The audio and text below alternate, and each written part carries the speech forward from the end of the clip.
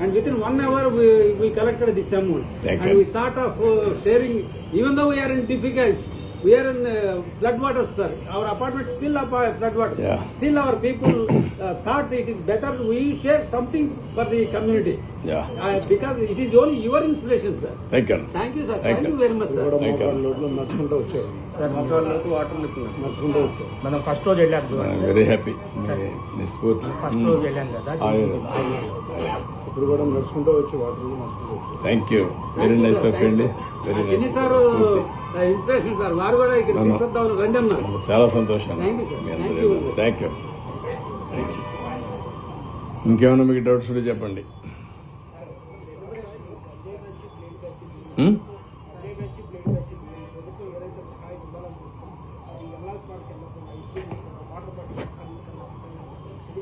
అంటే నాకు 1-2 వార్తలు వస్తున్నాయి. నేను కూడా మా వాళ్ళందరినీ అలర్ట్ చేస్తున్నాను.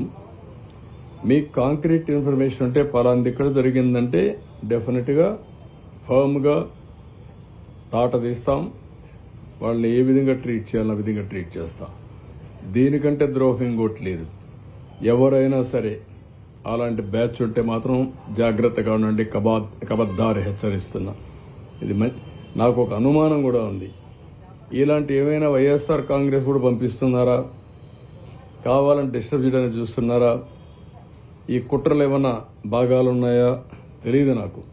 నేను ఆధారం లేకుండా ఇది పెట్టాను. ఈరోజు మనం చూస్తున్నాం, మొన్న వచ్చిన బోట్లు పవర్ఫుల్ బోట్స్, అవి మామూలుగా వుడన్ బోట్స్ కాదు, అవి ఐరన్ బోట్స్. ఏ విధంగా వచ్చాయి, ఆ విధంగా వచ్చిన బోట్లు కరెక్ట్గా ఇన్ బిట్వీన్ ఆ వెయిట్స్ ఏవైతే ఉన్నాయో 2 గేట్ల మధ్యలో వచ్చినట్టు దాన్ని కొట్టాయి. అది కొట్టింది కాబట్టి అక్కడ కుంగిపోయింది.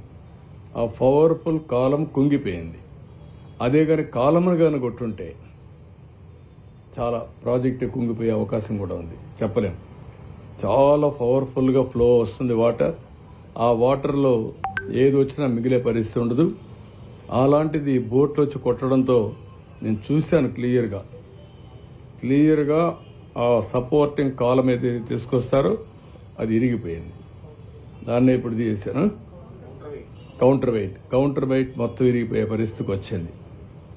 ఇది ఏంటో నాకే అర్థం కాదు. చిత్ర విచిత్రాలు ఎక్కడి నుంచి వచ్చాయి, ఇవి ఎందుకు వచ్చాయి?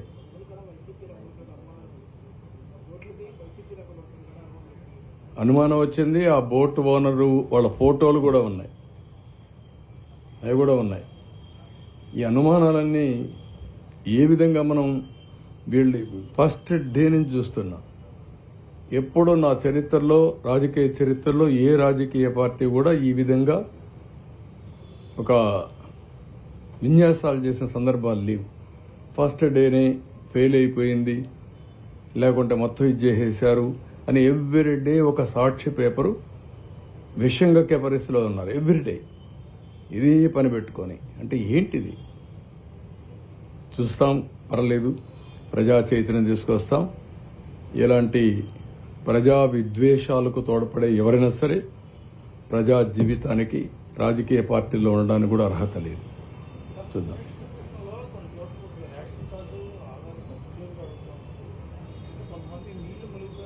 ఆధార్ అడగడం లేదు, ఫింగర్ ప్రింట్ ఇచ్చినా చాలు. రేషన్ కార్డు కూడా అవసరం, ఫింగర్ ప్రింట్ ఇచ్చినా సరిపోతుంది. ఐరిష్ ఆర్ ఫింగర్ ప్రింట్ అవి తీసుకుంటే ఆటోమేటిక్గా వస్తాయి. అవి వెరిఫై చేసుకుని ఇచ్చేస్తాను. చాలా మందికి రేషన్ కార్డు లేవు, తడిచిపోయినాయి. చాలా మంది నాకు కంప్లైంట్ చేశారు. వాళ్ళకందరికీ ఇప్పుడు మనం రేషన్ కార్డు ఇవ్వాలి, సర్టిఫికెట్స్ ఇవ్వాలి, అవన్నీ చాలా ఉన్నాయి. వీళ్ళు వర్క్ ఇట్ అవుట్.